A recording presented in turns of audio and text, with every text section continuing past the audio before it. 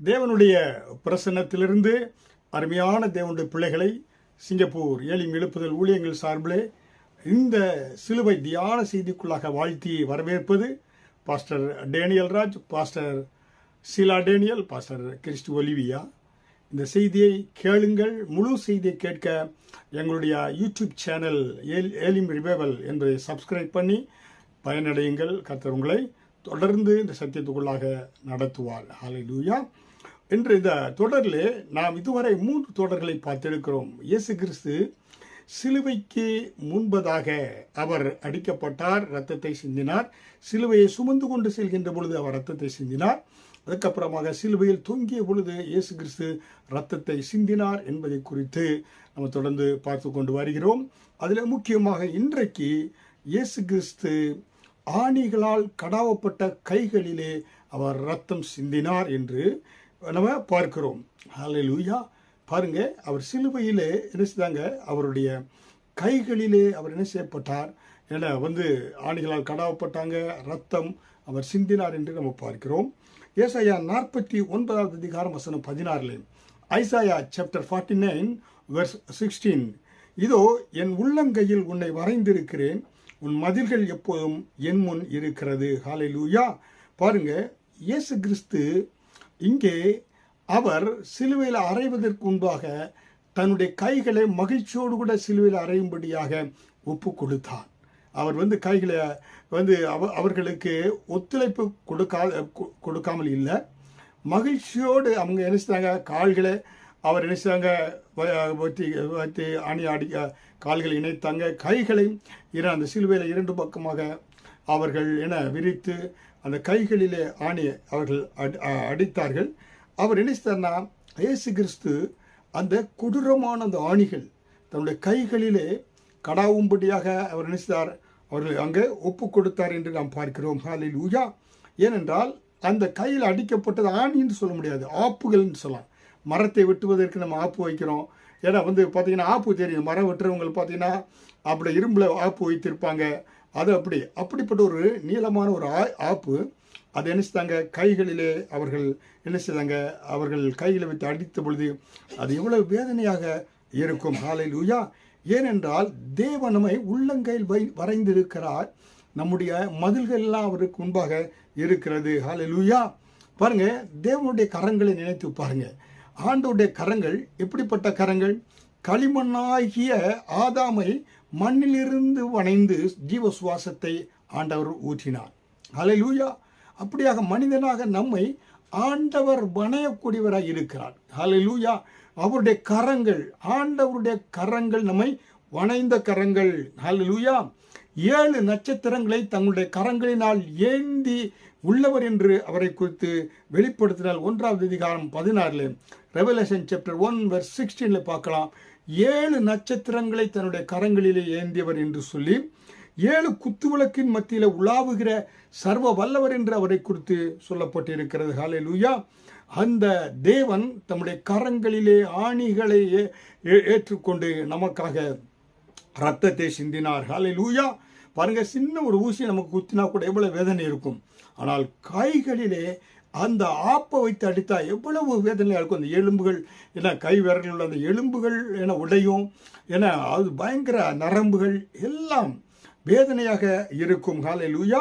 ரத்தம் அவனை பீறிட்டு வந்திருக்கும். அதே பார்த்தீங்கன்னாக்க, நான் உள்ளங்கையில் உன்னை வரைந்திருக்கிறேன், அவருடைய உள்ளங்கை ஒப்பு கொடுத்தார் என்றால் உனக்காக ரத்தத்தை சிந்தி, நமக்காக மனுஷனுக்காக ரத்தத்தை சிந்தி நம்மை உள்ளங்கையில் வரைந்திருக்கிறார். ஹல்லேலூயா. அருமையான தேவனுடைய பிள்ளைகளே, ஹல்லேலூயா. அதனால தான் பார்க்கிறோம், ஏசாயா 41 அதிகாரம் வசனம் 13, உன் தேவனாகிய கர்த்தராகிய நான் உன் வலது கையை பிடித்து பயப்படாதே, நான் உனக்கு துணை நிற்கிறேன் என்று ஆண்டவர் சொல்லுகிறார். ஏசாயா 41:13, ஐசாயா 41 சாப்டர் 41 வெர்ஸ் 13 அவர் சொல்றார், நான் உள்ளங்கையில் உன்னை என்ன செய்திருக்கிறேன், உன் வலது கையை பிடித்து பயப்படாதே, நான் உனக்கு துணையாக இருக்கிறேன் என்று ஆண்டவர் சொல்கிறார். ஹல்லேலூயா. அது மட்டும் இல்லை, ஓசியா சாப்டர் 11 வெர்ஸ் 8 11 அதிகாரம் 8 வசனத்தில், எப்பிராயிமே நான் உன்னை எப்படி கைவிடுவேன், இஸ்ரவேலை நான் உன்னை எப்படி ஒப்பு கொடுப்பேன். நம்ம ஆண்டவர் கடத்தில் இருப்பதனால அவரை நம்ம கைவிடவே மாட்டார். அதற்காகத்தான் அவர் தன்னுடைய கைகளிலே ஆணிகளல் ஏற்றுக்கொண்டு ரத்தத்தை சிந்தினார். ஹல்லேலூயா. அப்போ பாருங்க, இந்த கைகள் முக்கியமாக எதிர்காலத்தை குறிக்கக்கூடியதாக இருக்கிறது. நம்ம புறஜாதி மார்க்கத்தில் பார்க்கலாம். ஜோசியர்காரங்கிட்ட கொடுப்பட்ட கைகளை போய் என்ன செய்வாங்க, காண்பித்து ஏன்னா ரேகை பார்க்குறவன் எல்லாத்தையும் எதிர்காலம் எப்படி இருக்கிறது என்று ஏன்னா கேட்பாங்க. ஆனால் நம்முடைய எதிர்காலம் என்னன்னா, நம்முடைய கரங்களிலே கர்த்தர் நம்முடைய உள்ளங்கையில மறைந்திருக்கிறார். தேவனுடைய பிள்ளைகளுக்கு நம்ம யார்ட்டுமே கையை காட்ட தேவையில்லை. நமக்காக ஒருவர் கைகளை நீட்டி ஆணிகளால் கடாவப்பட்டு ரத்தத்தை சிந்தி அவருடைய பிள்ளையாய் ஆண்டவர் மாற்றி இருக்கிறார். ஹல்லேலூயா. நம்முடைய எதிர்காலம் அவருடைய கரங்களில் இருக்கிறது. நம்முடைய மதிலெல்லாம் அவருடைய கரங்களில் இருக்கிறது. நான் உன்னை கைவிட மாட்டேன், உன்னோடு இருக்கிறேன் என்று கரத்தை பிடித்து ஆண்டவர் நினைக்கிறாரு. நமக்கு ஆறுதல் கொடுக்கக்கூடியவராக இருக்கிறார். உறுதியாக அவருடைய கரங்கள் நம்மை பிடித்து கொண்டு இருக்கிறது. ஹல்லேலூயா. அப்போ அருமையான தேவனுடைய பிள்ளைகளே, அப்போ பார்த்தீங்கன்னா ஒரு தேவன், அதாவது பாவத்தின் சம்பளம் மரணம், பாவம் செய்கிற ஆத்மா சாகவே சாகும். அப்படி இருக்கின்ற பொழுது மனிதன் சாக வேண்டிய அந்த இடத்துல மனுஷகுமாரனாய் இயேசு நமக்காக மரித்து நம்ம என்ன செய்கிறார், நான் உன்னை விட்டு கைவிடுவதும் இல்லை, உன்னை விட்டு விலகுவதும் இல்லை என்று ஆண்டவர் சொல்லுகிறார். ஹல்லேலூயா. அருமையான தேவனுடைய பிள்ளைகளே, பாருங்க, ஒரு தான் தமிழ்நாட்டில் சென்னையில் மூர் மார்க்கெட் என்ற இடத்துல ஒரு தகப்பன் ஒரு மகனை கூப்பிட்டு கொண்டே சென்றார். அந்த காலத்தில் இருக்குது சென்ட்ரல் ரயில்வே ஸ்டேஷன் பக்கத்தில். அங்கே போகும்போது பார்த்தீங்கன்னா நிறைய அங்கே பொருட்கள், வெளிநாட்டு பொருட்கள், சிறு பிள்ளைகளுக்கு லைட்டு, அது இது நிறைய பொம்மைகள் இருக்கும். இந்த பையன் என்ன செய்யணாக்கா, அப்பா என்ன சொல்கிறாரு, என்ன பிடிச்சி வாடா அப்படின்னு சொல்லும்போது அப்பா பிடிச்சிக்கிட்டே போகும்போது அங்கே இந்த பொருட்கள் லைட்களை பார்க்கும்போது விட்டுட்டான்.